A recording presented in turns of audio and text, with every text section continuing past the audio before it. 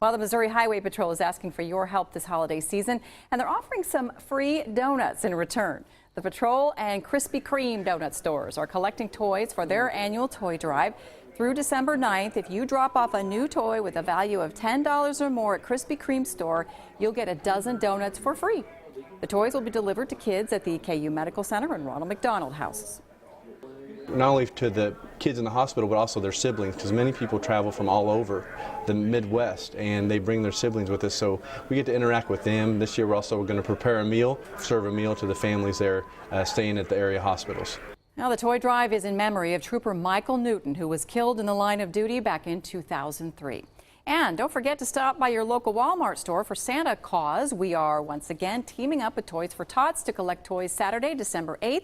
The list of donation locations are on your screen. We'll be there from 9 a.m. to 3 p.m. Just come by any location and drop off a toy for a local child. That's always a lot of fun, and